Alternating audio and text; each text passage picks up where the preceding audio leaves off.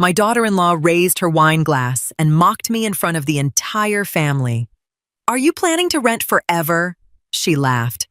Everyone waited for me to be embarrassed until I quietly revealed that the house she bragged about every day actually belonged to me.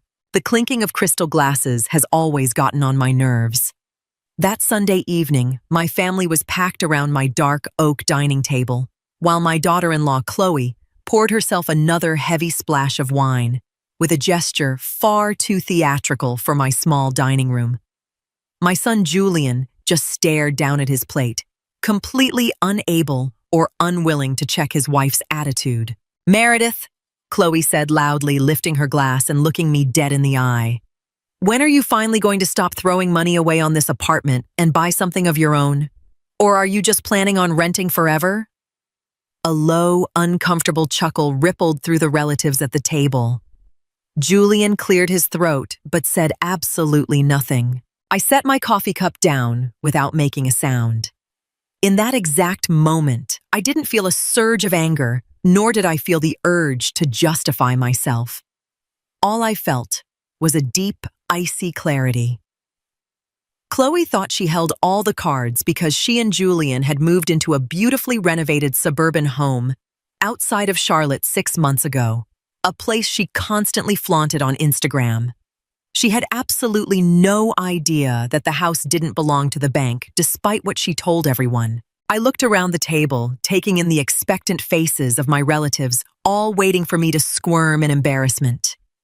Ever since my husband passed away 5 years ago, I've learned that silence is often more powerful than the loudest argument. I swallowed my last sip of coffee, smoothed out the tablecloth, and looked Chloe straight in the eyes. Sometimes, I said, my voice calm and deceptively soft, "Things aren't exactly how they look on paper." Chloe's smile froze for a fraction of a second, and the temperature in the room instantly shifted. The mockery had faded, but the real game was just getting started. The heavy silence following my comment didn't last long. Chloe quickly brushed it off with a loud, forced laugh and pivoted the conversation to her new backyard landscaping project. I stood up without a word to start clearing the dishes. Julian followed me into the kitchen to help, though he carefully avoided making eye contact. "She didn't mean it like that, Mom," he muttered under his breath, handing me a glass. I took it, slid it into the dishwasher, and didn't bother to reply. This wasn't the first time he had looked the way when his wife crossed the line. When my husband died, he left me with more than just this apartment. He left a substantial nest egg built from decades of smart investments in commercial real estate. I never used that money for luxury. Instead, 3 years ago, I set up a discreet property management LLC through a trusted local broker friend. When Julian and Chloe were hunting for a house and got turned down by traditional lenders, my LLC bought that suburban home anonymously and leased it to them under very generous terms. Chloe genuinely believed their landlord was a private investor based out of Atlanta. She had no clue that their $2,500 monthly rent check was routed directly into a secondary account that I fully controlled. Except, over the last 3 months, that money hadn't been arriving on time. Chloe had convinced Julian that a wealthy investor wouldn't miss a few weeks of rent, using that money instead to finance a showroom's worth of high-end designer furniture. I walked back into the living room, sat down, and watched Chloe proudly swipe through photos of her new living room layout on her phone. I knew exactly what the next bank statement looked like. The next morning, I sat at my kitchen table, sipping my morning tea, reviewing the bank ledgers on my tablet. The automatic transfer from Julian and Chloe had failed yet again. This was now the 4th consecutive month without a rent payment. In total, they were short exactly $10,000. Rather than picking up the phone or losing my temper, I called the property manager running my LLC, Mr. Vance, who handled all tenant communications. "Mr. Vance," I said calmly, "please send the tenants at the Oak Ridge Drive property a standard late payment notice with a strict 2-week cure period. No exceptions. I didn't want to start an ugly legal war. I simply wanted the standard contractual rules enforced, the very rules Chloe so casually ignored. By that afternoon, Julian called me. His voice was laced with stress. "Mom, do you have a second? Chloe is losing her mind. The landlord is turning up the heat over the back rent." I played dumb. "Oh, I'm so sorry to hear that, Julian. But why don't you guys just budge it? You both have good jobs." Julian stammered through an excuse about unexpected car repairs and the financing on their new sectional. He didn't ask for money outright, but the subtext was loud and clear. He was hoping his mother would bail them out, just like I used to. "I'm sure you two will figure something out," I said, warm but unyielding, and hung up the phone. I could feel the weight of years of enabling sliding right off my shoulders. It was time to tighten the reins. No drama, just absolute consequence. 2 days later, Chloe called. Her voice had suddenly taken on a completely different, almost sycophantic tone. She invited me over to her place for coffee and cake. I knew precisely why. As I walked up the driveway of the home I legally owned, I noticed expensive new potted topiary trees flanking the front door. Inside, the house smelled of fresh-baked cinnamon rolls. Chloe proudly guided me through the living room like she was the queen of the castle. "It's just so wonderful to actually own your place, Meredith," she said, pouring my coffee into a porcelain cup. "You just feel so much more secure than you do in some rental." I simply smiled and took a sip. She didn't even attempt to bring up the rent until Julian walked through the door after work. He looked exhausted and pale as he dropped a crisp white envelope onto the kitchen island. It was the formal warning from Mr. Vance. Chloe glanced at it and let out a theatrical sigh. "This greedy landlord, as if he needs the money this exact second. Julian, you need to call him. Or Meredith, maybe you could give us a short-term bridge loan to clear this up." There it was. The real reason I was here. Chloe looked at me with a calculating, expectant gaze. She figured I would gladly drain my savings just to keep up appearances for my son. I set my cup down. "All of my funds are locked up in long-term investments, Chloe. I can't help you," I said evenly. Chloe's face hardened instantly. The fake warmth evaporated and her eyes narrowed. "Well, I guess we'll just have to see how we handle people who lack basic flexibility," she hissed. She had no idea she was looking right at him. At Quiet Revenge, we share stories about family, betrayal, resilience, loss, and the quiet strength that helps people move forward. While AI tools may assist with parts of our creative process, every story is carefully selected, reviewed, edited, and produced by our team, with great care and respect for our audience. Because our channel's monetization is currently limited, viewer support helps us continue creating these stories and maintaining the quality you expect. If our videos have ever kept you company, offered comfort, or given you something meaningful to reflect on, please consider supporting Quiet Revenge with the cost of a small cup of coffee. Patreon, https://www.patreon.com/quietrevenge. Venge, family, co-fi, https://ko-fi.com/the story. Family PayPal, https://www.paypal.com/paypalme/Kanhuangmin. Thank you for being part of this community. The next several days passed quietly, at least on my end. Mr. Vance informed me that Chloe had tried to negotiate a flimsy payment plan, though she clearly had no intention of settling the full balance anytime soon. She still assumed this faceless Atlanta investor was far away and harmless. That weekend, the entire extended family gathered at a nice, uptown restaurant to celebrate my brother's milestone birthday. Chloe had gone all out, dressed to the nines. She sat at the head of the long table, animatedly telling my sisters-in-law about her plans to host a massive summer pool party at the house. "We're actually looking into buying the property outright very soon," she lied seamlessly to the group. "Word is, the current owner is dealing with some liquidity issues, so we might be able to lowball him on the price." Julian stared down at his water glass, mortified. He knew it was a total fabrication, but he didn't dare correct her. I sat at the far end of the table, listening to every word while the relatives nodded along, thoroughly impressed. Then Chloe's eyes drifted back down to me. "Meredith, you're more than welcome to come, of course. We have plenty of room, unlike your place. It must be tough living so restricted at your age." The aunts gave me pitying looks.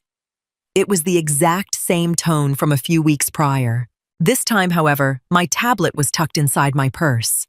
I felt no anger, only the cool necessity of letting reality crash the party. I stood up, pulled out the tablet, and walked slowly toward Chloe's end of the table. "Chloe," I said, my voice carrying clearly enough to cut through the restaurant chatter. "You talk a lot about ownership and big plans." I laid the tablet flat on the white tablecloth, right next to her wine glass. On the screen was the secure portal for my property management firm. The company logo was clearly visible, along with the Oak Ridge Drive address and the registered tenants Julian and Chloe.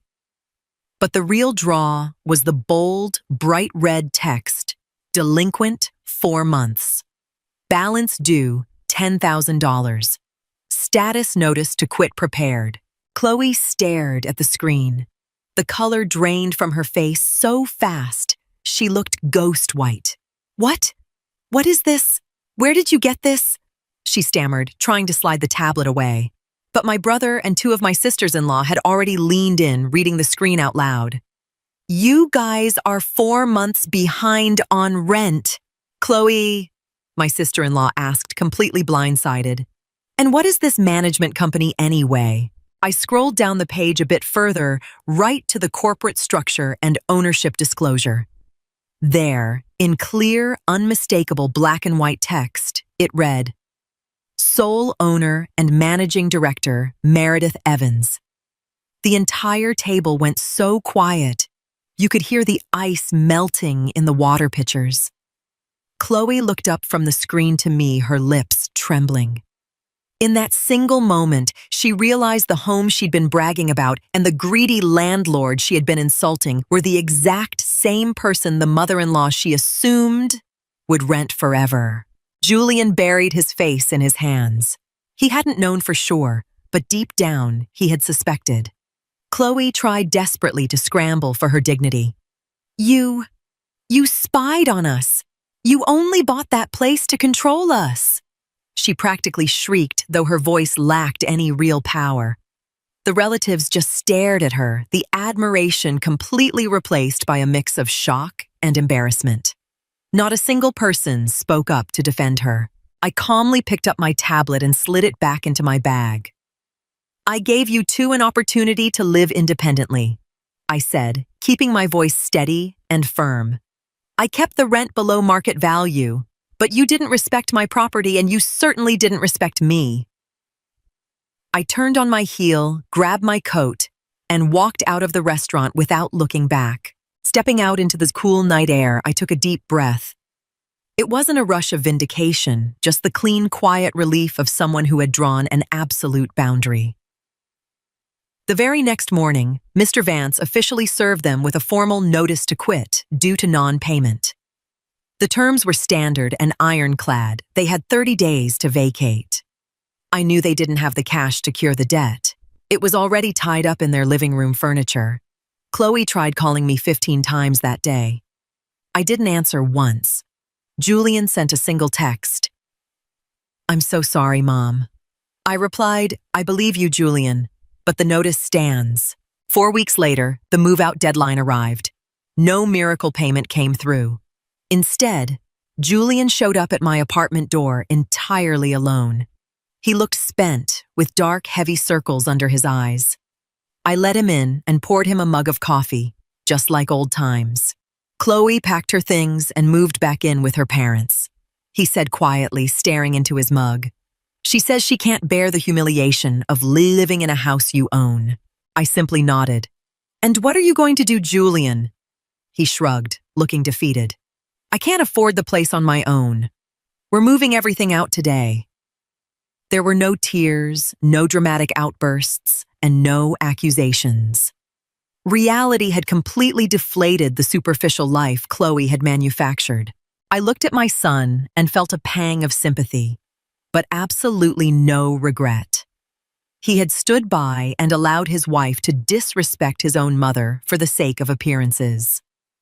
Now he had to carry the weight of that choice. Mr. Vance will handle the final walkthrough and key handover next week, I told him gently. I'm putting the house on the market. Real estate prices in that neighborhood are peaking right now. I'll be rolling the profits back into my investment portfolio. Julian looked at me as if he were seeing me clearly for the very first time. He had always viewed me as just his quiet, aging mother who faded into the background. Now he understood that beneath that silence lay total independence. He finished his coffee, stood up, and gave me a genuine hug. Thanks for being fair with me, Mom, he whispered before heading out. The sale of the suburban house went through without a single hitch.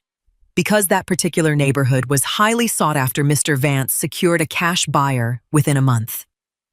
The proceeds cleared directly into my business account, a healthy profit margin that solidified my financial security for the rest of my life.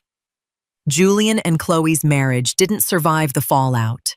Without the illusion of luxury to hold it together, it dissolved quietly into a divorce. I used a small portion of the capital to completely remodel my own downtown apartment.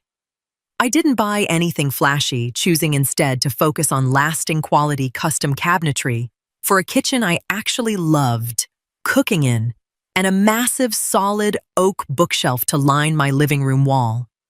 My relatives started calling me much more frequently over those next few weeks, suddenly incredibly polite and mindful of their tone.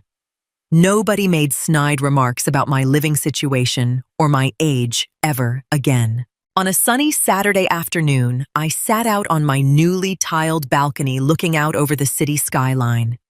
The breeze was crisp but comfortable. I didn't hold on to any lingering bitterness toward Chloe or the past. She had tried to teach me a lesson about status, and I had given her an answer in return, not with loud arguments, but with decisive action. My silence had never been a sign of weakness. It was simply the time I needed to position my pieces on the board. I was 66 years old, and I was calling the shots in my own life. A year later, the family gathered once again for a birthday. This time, the party was hosted right in my newly renovated apartment. Julian was there, looking noticeably happier and much more grounded. He was living in a comfortable, modest place closer to his office and seemed to have grown up significantly over the past year. He helped me out in the kitchen without any of the anxious, walking on eggshells energy he used to carry. As everyone sat down around the table, my brother looked around the room and gave a low whistle of approval. "You've really got an eye for quality, Meredith," he said genuinely. I smiled and thanked him. There were no grand speeches, no awkward glances, and no dramatic trip down memory lane. The boundary had been drawn, and every single person at that table knew exactly where it stood. Chloe's name didn't come up once. She had officially become a footnote. After the guests had filed out and Julian had said goodbye, with a warm, honest smile, I began clearing away the empty glasses.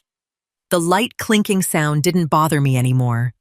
Now it was just the sound of a home that belonged completely to me, filled with people who respected my presence. I slid the balcony door shut, turned off the living room lights, and went to bed. I had my life back, and that quiet sense of freedom and self-determination was worth more than any trophy house in the world. I had finally laid my armor down because I no longer needed it. At Quiet Revenge, we share stories about family betrayal, resilience, loss, and the quiet strength that helps people move forward. While AI tools may assist with parts of our creative process, Every story is carefully selected, reviewed, edited, and produced by our team with great care and respect for our audience.